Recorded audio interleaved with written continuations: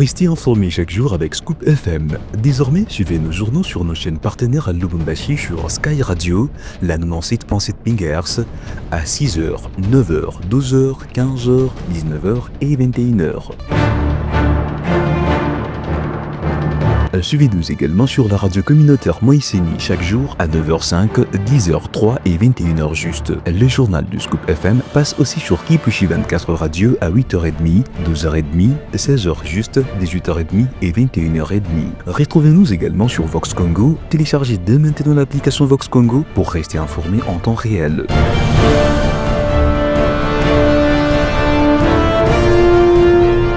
Scoop FM, suivez-nous sur notre page Facebook et sur notre chaîne YouTube pour tout savoir sur l'actualité locale, provinciale, nationale et internationale.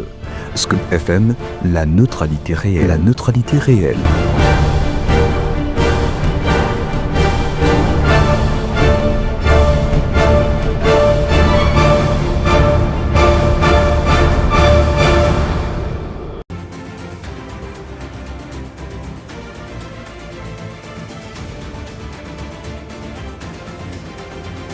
Très ravi de vous savoir nombreux, mesdames et messieurs, en train de nous suivre en ce net moment. Bonjour et bienvenue une fois de plus dans cette édition de journal. Un seul titre au sommaire de cette actualité, le Bayern Munich résilie son contrat avec Visit Rwanda, ce qui veut dire que désormais, sur les vareuses du Bayern Munich, il n'y aura plus jamais le logo Visit Rwanda. Et tout ça, c'est à suivre dans ce journal, si seulement vous nous restez fidèles.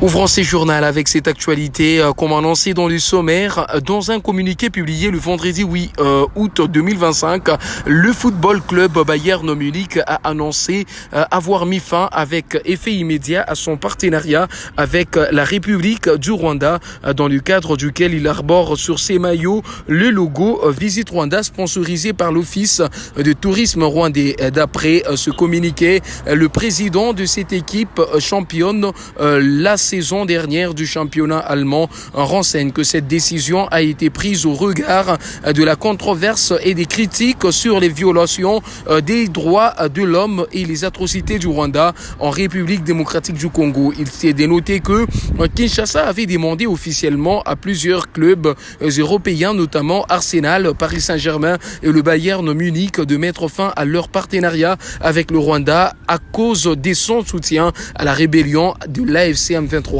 Et puis dirigeons-nous à Lubumbashi à présent. Une station-service prend feu cet après-midi lors du ravitaillement de carburant au niveau de 5 paillotes dans la commune de Kamalondo. D'après des témoins, le feu avait progressé vers les maisons d'habitation aux alentours. Et puis une autre brève à présent, démenti sur l'arrestation de Christian Tshisekedi suite aux rumeurs qui se sont répandues sur les réseaux sociaux sur son arrestation à Dubaï lors d'un concert à travers un communiqué de presse dont une copie est parvenue à Scoop FM. C'est samedi 9 août 2025. L'équipe de communication de Christian Tshisekedi Tshimiyi, petit frère biologique du chef de l'État Félix-Antoine Tshisekedi, a apporté un démenti quant à ce.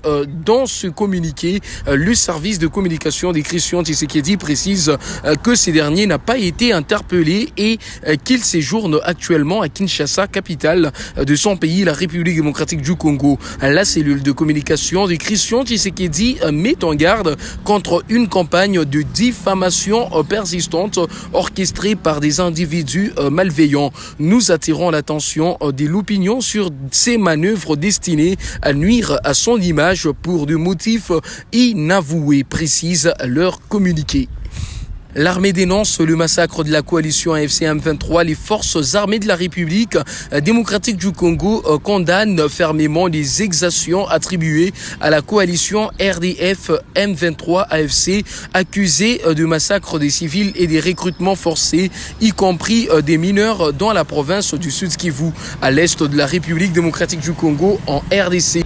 On poursuit ces informations avec cette actualité. Reconduite au poste de Premier ministre par le chef de l'État, Judith Suminwa Tuluka, chef du gouvernement, a réaffirmé son engagement à poursuivre avec la nouvelle équipe gouvernementale la mise en œuvre du programme d'action du gouvernement PAG 2024-2028 tel qu'adopté au niveau de l'Assemblée nationale.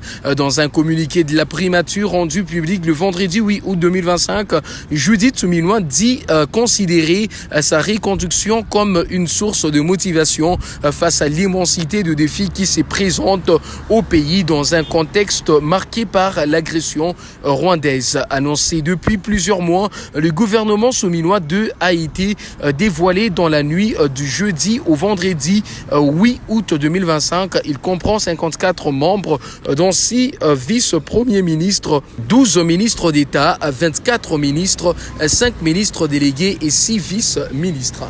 Poursuivons ces activités du jour. Le gouverneur intérimaire du Haut-Katanga, Martin Kazembe Choula, a échangé tour à tour avec les députés nationaux des 2 commissions différentes en mission parlementaire dans le Haut-Katanga. Le gouverneur intérimaire du Haut-Katanga, Martin Kazembe Choula, a en premier lieu échangé avec la commission d'enquête parlementaire dirigée vers la RVA.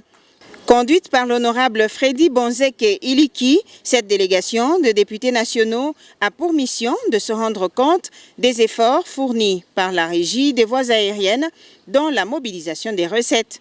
Nous sommes une mission d'enquête parlementaire et une enquête parlementaire dirigée vers la RVA pour voir les actions entreprises par la RVA dans le cadre de la mobilisation des recettes issues de GOPAS, de la taxe qu'on appelle GOPAS, IDEF. Et c'est ainsi que la première étape consistait à vérifier un certain nombre de choses là-bas sur place à Kinshasa. Et la seconde étape nous amène ici à Lubumbashi et après quoi nous irons à Kalemi. Martin Kazembe Choula s'entretiendra juste après avec une délégation de députés nationaux membres de la commission infrastructure. Ceux-ci ont pour mission de contrôler les différentes concessions dont regorge le Haut-Katanga afin de faciliter le gouvernement national de matérialiser son projet de construction de plus ou moins 3750 km de route. L'honorable Tchundu Tchundu Jonas, chef de la délégation.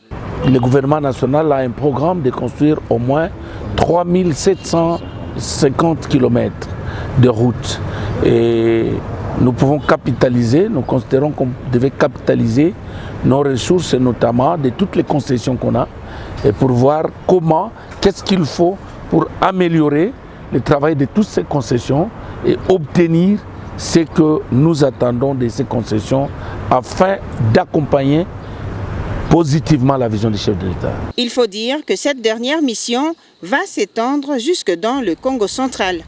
Dirigeons-nous à présent dans la province du Lualaba où les forces armées de la République démocratique du Congo recrutent de cadres sur titre au sein du FARDC. Les candidats détenteurs de titres académiques peuvent se rendre à l'adresse suivante au quartier général des FARDC, ville de Kolwezi.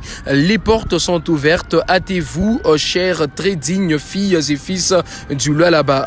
Kutakuwa test il faut ni ba intellectuel bale beko nenda kuformer armée ya mupya ya ba officier kesho batakuwa ba colonel ba généraux tunapenda tukue na ba officier bale bali funda masomo mzuri na batagere armée yetu ya kesho mzuri. Alors muile tuko na ma différents domaines parce que hii ni ma spécialité iko ndani ya armée, c'est pourquoi tunaita ba jeunes étudiants bote benye bale bali funda aviation civile, kama uko ingénieur ulifanya aviation aéronautique, bale barifunda juu ya kupilote avion, barifunda mécanique ya aviation, tuko na lazima ya bale ba jeune beko na ile madiplome. Bale barifunda tena kutembesha ma bateau. Donc tuko na lazima tena ya ba jeune étudiant bale barisha mu ile domaine juu tutakuya na marine, c'est-à-dire bokazi yabo ni jeshi ya mai. Kisha tuko na lazima ya ba personnel de santé bale walijifunda masomo ya kutunza watu, c'est-à-dire barifanya médecine, barifanya sciences infirmières, tuko na lazima ya bale ba jeune parce que muarme tuko na ile service banasemaka service ya santé, iko na lazima ya bale ba jeune bote barifanya médical. Ainsi donc s'achève cette édition du journal. Merci mesdames, merci messieurs pour votre attention soutenue. Je suis Landry Bimaï qui était à la présentation. C'était sous la coordination ainsi que la supervision de Christian Mouchampan Pandé. D'ici là, portez-vous bien et à très vite.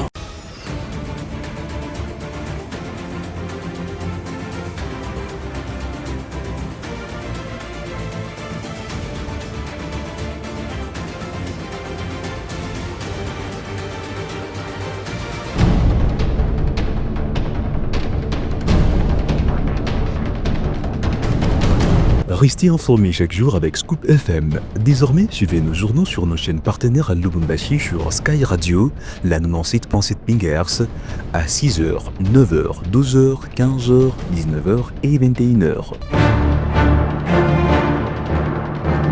Suivez-nous également sur la radio communautaire Moïseni chaque jour à 9h05, 10h03 et 21h juste. Le journal du Scoop FM passe aussi sur Kipushi 24 Radio à 8h30, 12h30, 16h juste, 18h30 et 21h30. Retrouvez-nous également sur Vox Congo. Téléchargez dès maintenant l'application Vox Congo pour rester informé en temps réel.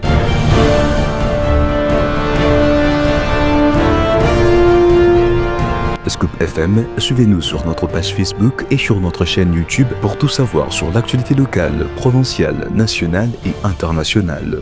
Scoop FM, la neutralité réelle.